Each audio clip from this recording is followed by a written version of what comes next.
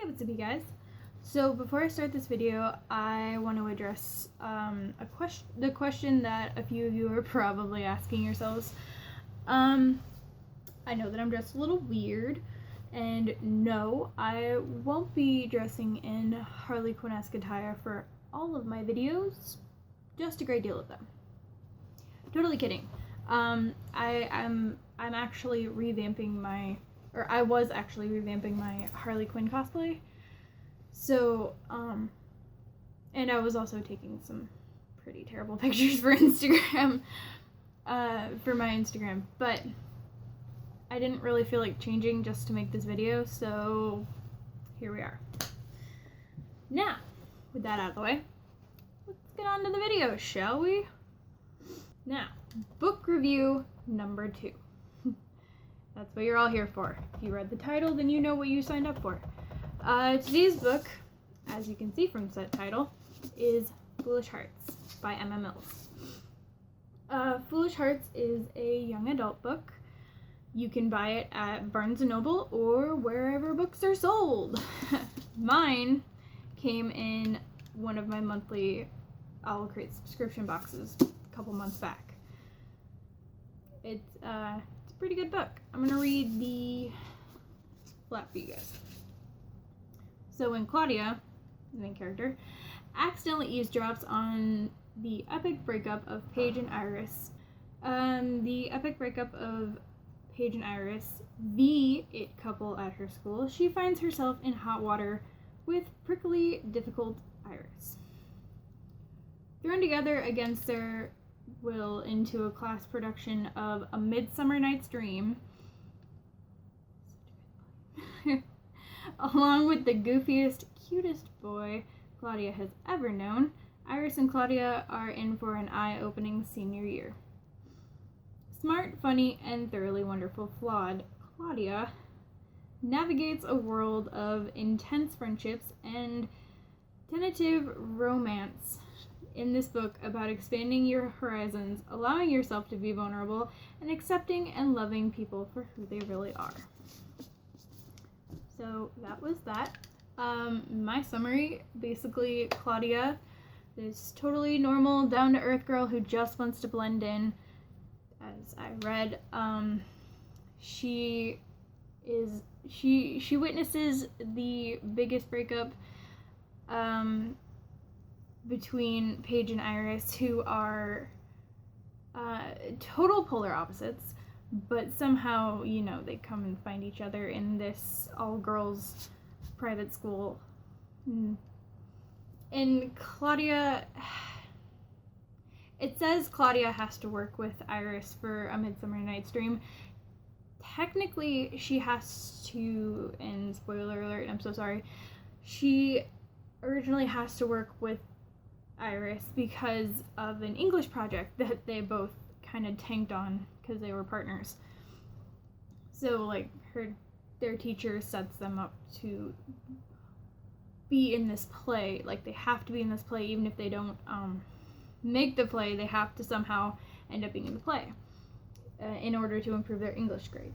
And it starts out, frazzling, and Claudia's Claudia, and she doesn't really know how to cope with working with Iris, who is just this angry, almost self-absorbed girl, and they're totally clashing, they're totally polar opposites, but books work out, and they end up getting along and working together. And then there's this boy whose name I will not mention, he goes to the all-boys school across the street, which is where they end up having to put on the production of A Midsummer Night's Dream. And he is popular and funny and a little oblivious to some of the things that he does, but you can't help but like him because he's just him. And I don't know, it's really good. I'm going to start out, after all of that, by saying that this was not, absolutely 100% not what I had expected. Not in a bad way, by any means. I knew that it was going to be a cheesy young adult novel, but honestly, I didn't expect to fall in love with it the way I did. It's very captivating in its own way. My review, out of 10, I would probably give it an 8. Not because I didn't like it, like I said, but on a scale of 1 to the hearts we sold, it didn't really break my heart and then make me fix it. It wasn't an emotional story. It didn't leave me broken. It wasn't a train wreck by any means, but it just wasn't there on that emotional scale. The Foolish Hearts was still a good book. It was cute and funny, and the main character was relatable as hell and very nerdy. And that's a plus for me, because when you could be nerdy like my scale nerdy, there is a scale higher than me, but when you're able to connect with my scale nerdy, then that's something that I can latch onto and like. It didn't take me long to read it.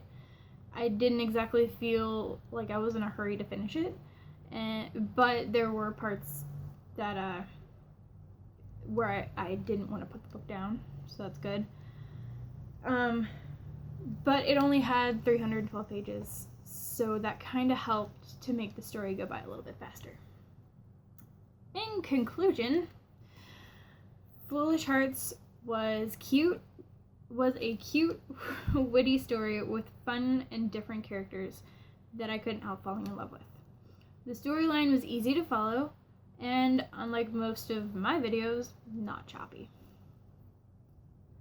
Though I wasn't emotionally taken by this book, I did enjoy it.